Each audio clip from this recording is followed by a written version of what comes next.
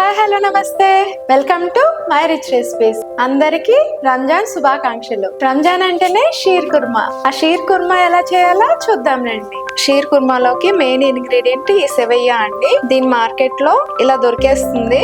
మీరు సెవయ్య కావాలని అడిగితే ఇచ్చేస్తారు. ఇది రోస్టెడ్ సెవయ్య. ఒకసారి నీళ్ళలో వేయించుకుంటే దీని టేస్ట్ బాగుంటుంది. ఒకసారి దీన్ని ఇలా విడిపేసుకుందాం.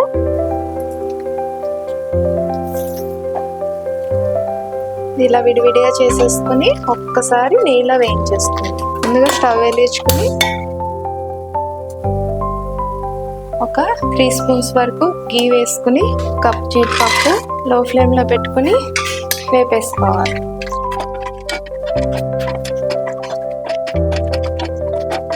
బాదం పప్పు సన్నగా కట్ చేసుకున్నది.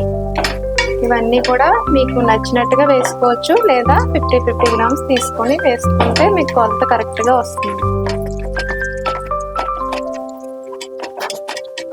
లైట్ గోల్డ్ కలర్లోకి వస్తుండగా పిస్తా వేసేసుకొని వేపేసుకోవాలి.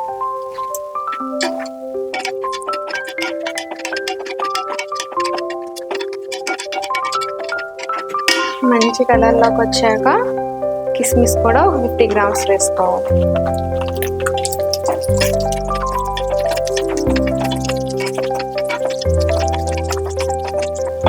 ఇవన్నీ ఒక ప్లేట్లోకి తీసుకుని పక్కన పెట్టేసుకోవాలి. ఇదే నెయ్యిలో సెవయ్య కూడా వేసేసుకుని వేపేసుకుంటాం.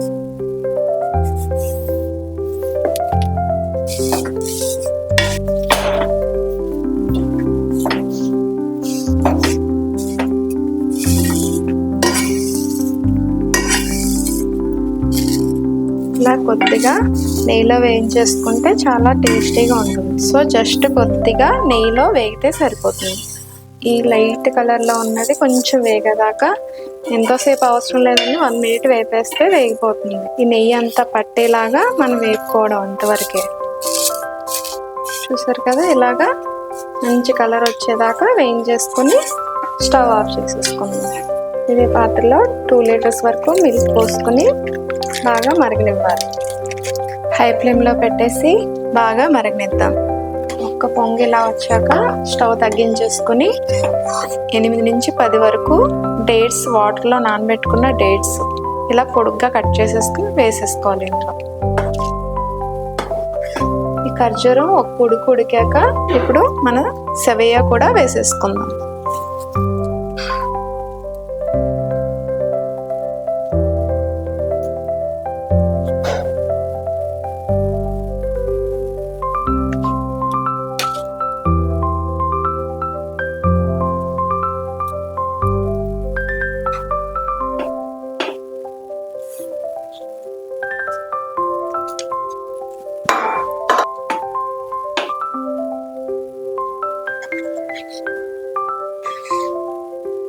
టూ లీటర్స్ మిల్క్కి 200 గ్రామ్స్ సెవయ్య అయితే సరిపోతుంది. ఒక 50 గ్రామ్స్ వరకు మిల్క్ మేడ్ కూడా వేసేసుకోవాలి. 100 గ్రామ్స్ వరకు షుగర్ కూడా వేసేసుకోవాలి.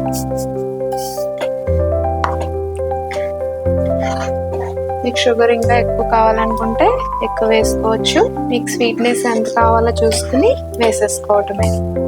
షుగర్ కరిగేంత వరకు ఉంచితే సరిపోతుంది. ఎక్కువ ఉడకబెట్టక్కర్లేదు. దీన్ని చాలా స్పీడ్గా ఉడికిపోతుంది. మధ్య మధ్యలో ఇలా నానబెట్టి కట్ చేసి పెట్టుకున్న ఖర్జూరం అన్ని తగులుతూ చాలా టేస్టీగా ఉంటుంది. ఒకసారి ఇలా ట్రై చేసి చూడండి. స్టవ్ ఆఫ్ చేసేసుకుని ముందుగా మనం వేయించి పెట్టుకున్న డ్రై ఫ్రూట్స్ కూడా వేసేసుకుందాం. సర్వ్ చేసేటప్పుడు టాపింగ్ కోసం కొద్దిగా ఉంచుకొని పక్కన పెట్టేసుకుందాం. ఒక్కసారి ఇలా మిక్స్ చేసేసుకుని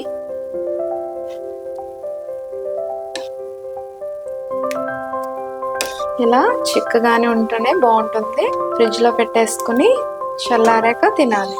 మనం ముందుగా పాలలో నానబెట్టుకున్న కుంకుమ పువ్వు కూడా ఇందులోనే యాడ్ చేసేసుకుందాం. 1 స్పూన్ వరకు ఇలాచీ పౌడర్. ఇలా టాపింగ్ చేసేసుకుని ఫ్రిడ్జ్లో పెట్టుకుని చల్లగా సర్వ్ చేసుకుంటే చాలా టేస్టీగా ఉంటుంది. చూసారు కదండి, ఎంతో టేస్టీగా ఉండే షీర్ కుర్మా. మీరు కూడా ఒకసారి ఇలా ట్రై చేసి చూడండి.